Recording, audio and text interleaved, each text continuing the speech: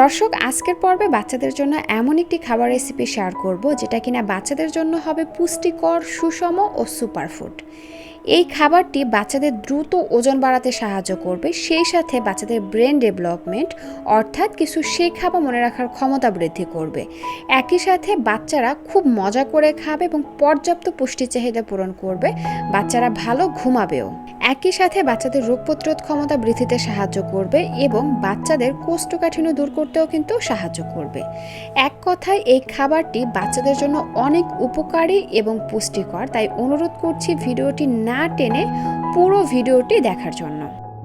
এজন্য দেখুন, প্রথমে এখানে নিয়ে নিচ্ছি 3টি কাঠবাদাম আর 3টি কাজু বাদাম, সেই সাথে নিয়ে নিচ্ছি 3টি খেজুর। এই সবগুলোকে আগেই খুব ভালোভাবে ধুয়ে নিয়েছি। এবার নর্মাল পানি দিয়ে এগুলোকে 30 মিনিটের জন্য ভিজিয়ে রেখে দিচ্ছি। এতে করে খোসাগুলো নরম হয়ে আসবে। তো খোসাগুলো নরম হয়ে আসার পরে আমি কাঠবাদামের খোসাগুলো তুলে নিয়েছি, সেই সাথে খেজুরের মধ্যে থাকা বিচিটাও ফেলে দিয়েছি। এবার এগুলোকে ব্লেন্ড করে নিব। আর এই যে দেখুন, সবগুলোকে আমি ভালো করে ব্লেন্ড করে নিয়েছি। আর এখন কিন্তু এগুলো একদম মিহি পেস্ট হয়ে গেছে। এবার চলে যাচ্ছি চুলায় একটা প্যান দিয়ে তার মধ্যে দিয়ে দিচ্ছি 1/2 চা চামচের মতন ঘি। এখানে আপনারা ঘিয়ের পরিবর্তে বাটারও দিতে পারবেন, তবে ঘি বাটার এগুলো কিন্তু বাচ্চাদের জন্য অনেক ভালো, বিশেষ করে বাচ্চাদের ব্রেন ডেভেলপমেন্টের পাশাপাশি বাচ্চাদের ওজন বাড়াতে সাহায্য করে। ঘি গলে আসার পরে আমি এর মধ্যে দিয়ে দিচ্ছি বাচ্চা চাহিদা বুঝে পরিমাণ মতন সুজি। আমি এখানে কেনা সুজি ব্যবহার করেছি, আপনারা চাইলে কিন্তু নিজেদের হাতের তৈরি চালের সুজিটাও ব্যবহার করতে পারেন। তো যাই হোক, নেড়ে চেড়ে সুজিগুলোকে আমি 1.5 থেকে 2 মিনিটের মতন ভেজে নিয়েছি। যখন খুব সুন্দর একটা ফ্লেভার বের হবে এবং সুজির কালারটা একটু চেঞ্জ হয়ে আসবে, এই পর্যায়ে আমরা এর মধ্যে দিয়ে দিব সুজি সিদ্ধ হওয়ার জন্য পর্যাপ্ত পরিমাণে পানি এবং নেড়ে চেড়ে প্রতিটি উপকরণ খুব ভালো করে মিশিয়ে নিয়ে স্বাদের জন্য দিয়ে দিব 1 চিমটি লবণ। এখানে আপনারা 1 বছরের নিচের বাচ্চাদের ক্ষেত্রে চাইলে কিন্তু লবণটা স্কিপ করে যেতে পারেন, যদি আপনার বাচ্চা লবণ ছাড়া খাবার খেয়ে অভ্যস্ত হয় তাহলে। নেড়েচেড়ে প্রতিটি উপকরণ ভালো করে মিশিয়ে নিয়ে এখন হচ্ছে চুলার আঁচ মিডিয়াম আঁচে রেখে ঘন ঘন নেড়েচেড়ে আমরা সুজিগুলোকে ভালো করে সিদ্ধ করে নেব। দর্শক, সুজি সিদ্ধ হতে কিন্তু খুব বেশি একটা সময় লাগে না, খুবই অল্প সময়ের মধ্যে সুজি সিদ্ধ হয়ে যায়। আর এই যে দেখুন, আমার কিন্তু এখানে সুজিটা খুব ভালোভাবে সিদ্ধ হয়ে গেছে এবং এরকমের ঘনত্বে চলে এসেছে। এই পর্যায়ে আমরা বাদাম আর খেজুরের যে পিউরিটা ব্লেন্ড করে রেডি করে রেখেছিলাম সেটা দিয়ে দেব। দর্শক, বাদাম খেজুর এগুলো কিন্তু বাচ্চাদের জন্য সুপারফুড।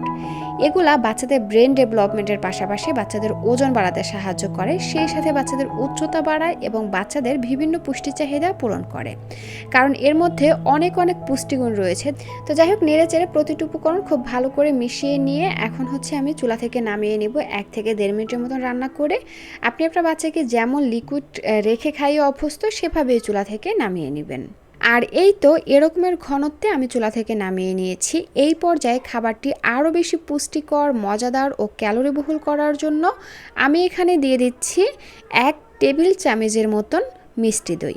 এখানে আপনারা মিষ্টি দইয়ের পরিবর্তে টক দই ব্যবহার করতে পারেন, তবে আমার বাচ্চা মিষ্টি দইটা দিলে খেতে বেশি পছন্দ করে, তো এজন্য হচ্ছে আমি ঘরে তৈরি মিষ্টি দইটা এখানে ব্যবহার করছি। আর ঘরে কিভাবে মিষ্টি দই তৈরি করবে সেটার রেসিপিও আমি খুব শীঘ্রই আপনাদের সাথে শেয়ার করব। এবং দিয়ে দিচ্ছি এখানে 1 চা চামচের মতন চিয়া সিড। চিয়া সিড শিশুদের পুষ্টির জন্য একটি দুর্দান্ত ও সুপারফুড, যা omega 3 fatty acid, protein, fibre এবং ক্যালসিয়াম সমৃদ্ধ। এটি শিশুদের মস্তিষ্ক, হাড় ও পেশির বিকাশে এবং হজম ক্ষমতা বাড়াতে সাহায্য করে। আর এই চিয়া সিড কিন্তু আপনারা 7 থেকে 8 মাস বয়সী বাচ্চাদেরকে খাওয়াতে পারবেন। প্রথমে অল্প পরিমাণ দিয়ে শুরু করবেন, আস্তে আস্তে পরিমাণটা বাড়াবেন। এটা অনেক পুষ্টিকর একটি খাবার। আর এই তো এখন কিন্তু সবগুলো উপকরণ ভালোভাবে মিশিয়ে নিয়েছি, আর এখন কিন্তু বাচ্চাকে খাওয়ানোর জন্য রেডি।